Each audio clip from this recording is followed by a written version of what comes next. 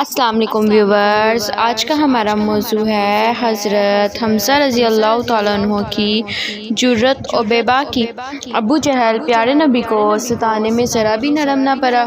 وہ موقع بہ موقع دل کا بخار نکالتا رہا۔ نبوت کا 6واں سال تھا۔ ایک روز آپ کے پاس سے اس کا گزر ہوا، دیکھتے ہی وہ گالیاں دینے لگا اور جتنا برا بھلا آپ کو کہہ سکتا تھا کہتا رہا، مگر آپ صلی اللہ علیہ وآلہ وسلم اس سے منہ نہ لگے۔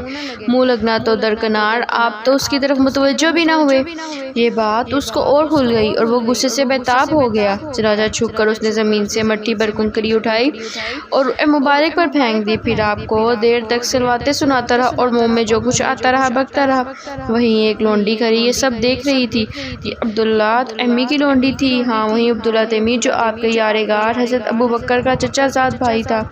قریش کے سرداروں میں اس کا شمار تھا اور بہت ہی دولت مند رئیس تھا، مگر عیاشی اور بدکاری میں طاق تھا۔ باندیاں خرید کر رکھتا اور ان سے بدکاری کراتا۔ رسول خدا سے دشمن خدا کا یہ سلوک اس لونڈی کا دل بھر آیا، کیونکہ اسلام سے اس کو بڑی محبت اور حضور سے بے پناہ الفت تھی۔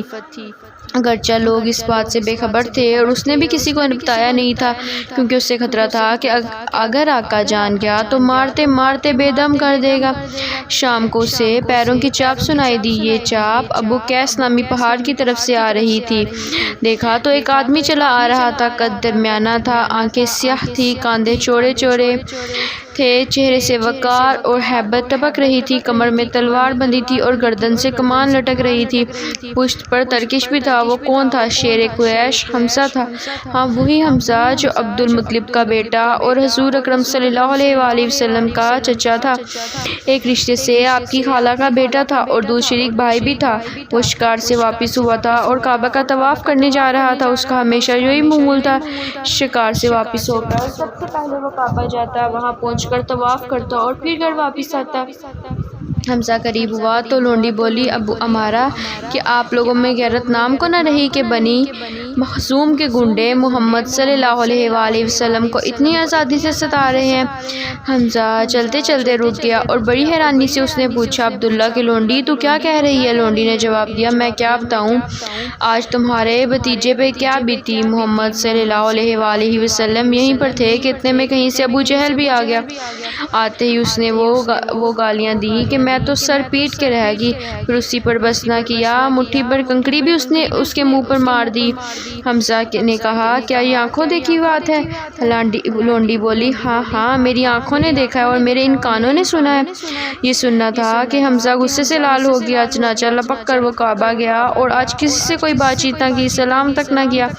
پہنچتے ہی وہاں ابو جہل پر نظر پڑ گئی اور جو لوگوں کے درمیان بیٹھا تھا۔ حمزہ تیزی سے اس کی طرف بڑھا اور کمان سنبھال کر اس زور سے ماری کہ اس کا سر پھٹ گیا۔ اب کیا تھا، خون کا فوارہ جاری ہو گیا اور پورا چہرہ لہو لہان ہو گیا۔ پھر حمزہ نے پھٹکارتے ہوئے کہا، وہ میرا بھتیجا ہے جسے تو نے بے وارث سمجھ رکھا ہے، وہ میرا بھتیجا ہے جس کا چہرہ گالیاں اور پتھر کھانے کے لیے نہیں ہے۔ حمزہ بہت معروف آدمی تھا، اس کے غصے سے ہر ایک کانپتا تھا، وہ بگڑ جاتا تو کوئی بول نہ سکتا تھا۔ اس لیے ابو جہل نے اس خطا کو خوشنما بناتے ہوئے کہا، صاحب، اس نے تو ہم کو الو سمجھ لیا، جو چاہتا ہے بک دیتا ہے، کبھی ہماری عقلوں پر چوٹیں کرتا ہے اور کبھی باپ دادا کے خلاف آواز اٹھاتا ہے۔ اس پر بھی بس نہیں، وہ ہمارے دیوتاؤں تک کو نہیں بخشتا، پھر ہمارے جتنے لونڈی غلام ہیں ان سب کو وہ بہکاتا ہے۔ حمزہ بولا، تم سے زیادہ نادان ہے بھی کون ہے کہ اللہ کو چھوڑ کر بے جان مورتیوں کو پوجتے ہو؟ سن لو، میں بھتیجے کے ساتھ ہوں، اب اسلام ہی کے لیے میرا جینا ہے اور اسلام ہی کے لیے میرا مرنا ہے۔ چنانچہ ابو جہل قبیلہ بنی مخزوم سے تھا اور وہاں اس قبیلے کے کچھ لوگ بھی موجود تھے، اس لیے فوراً ابو جہل کی مدد کے لیے اٹھ کھڑے ہوئے اور بولے، حمزہ، معلوم ہوتا ہے کہ تم اپنے دین سے پھر گئے اور پھر کسی اور کے چکر میں آ گئے۔ حمزہ نے کہا، جب اس کا حق ہونا مجھ پر واضح ہو گیا تو پھر میں کیوں نہ مانوں۔ سن لو، محمد صلی اللہ علیہ وآلہ وسلم اللہ کے رسول ہیں اور جو کچھ وہ کہتے ہیں بالکل حق ہے۔ خدا کی قسم، اب میں اس سے نہیں پھر سکتا۔ ہاں، اگر تم سچے ہو اور کچھ بل بوتا رکھتے ہو تو روک کر دیکھ لو۔ ابو جہل نے حمزہ کا یہ غصہ دیکھا تو ڈرا اور سمجھ گیا کہ اس کا انجام اچھا نہیں ہو سکتا۔ چنانچہ ساتھیوں سے وہ بولا، ہٹاؤ، جانے دو، میں نے واقعی محمد پر بڑا ظلم کیا۔ اس طرح حمزہ نے بڑے مجمع میں اپنے مسلمان ہونے کا اعلان کر دیا اور پوری بے باکی سے کہہ دیا کہ میرا وہی دین ہے جو محمد کا ہے۔ مگر پھر لوٹ کر جب گھر آئے تو فکر مند ہوئے کیا میں جو کچھ کہہ کے آیا ہوں صحیح ہے؟ کہیں میں نے غلط بات کا تو اعلان نہیں کیا؟ کہیں میں جذبات کے روح میں تو نہیں بہہ گیا؟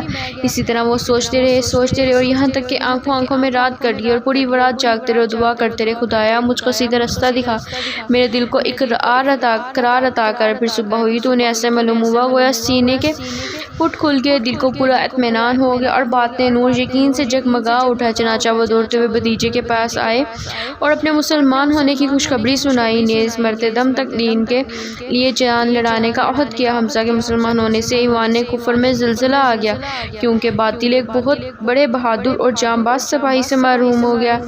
حمزہ رضی اللہ تعالیٰ عنہ کے ایمان لانے سے آپ کو کتنی خوشی ہوئی، اس کا اندازہ کون کر سکتا ہے۔ لوگوں نے دیکھا کہ اس وقت چہرہ مبارک گلاب کی طرح کھلا ہوا تھا اور چاند کی طرح چمک رہا تھا۔ نیز اسی موقع پر بے اختیار آپ صلی اللہ علیہ وآلہ وسلم کی زبان سے نکلا، خدایا حمزہ کو ثابت قدم رکھ، کیونکہ حمزہ رضی اللہ تعالیٰ عنہ قریش کے سب سے بڑے پہلوان تھے، ان کی بہادری کا ہر طرف چرچا تھا، ہر چھوٹا بڑا ان سے دبتا تھا۔ اس طرح ان کا مسلمان ہونا اسلام کے دور اقبال کا آغاز تھا۔ پھر اسی وقت آپ نے یہ دعا بھی فرمائی، خدایا عمر اور عمرو بھی جو تجھے زیادہ محبوب ہو سے اسلام کی مدد فرما۔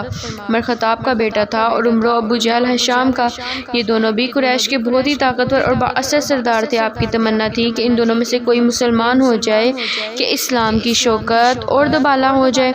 مسلمان رفتہ رفتہ بڑھتے رہے، اس سے قریش بہت پریشان اور فکر مند تھے، لیکن حضرت حمزہ رضی اللہ تعالیٰ عنہ کا اسلام لانا تو ان کے لیے ایک عظیم سانحہ اور ان کی عزت و اقتدار کے لیے کھلا خطرہ تھا۔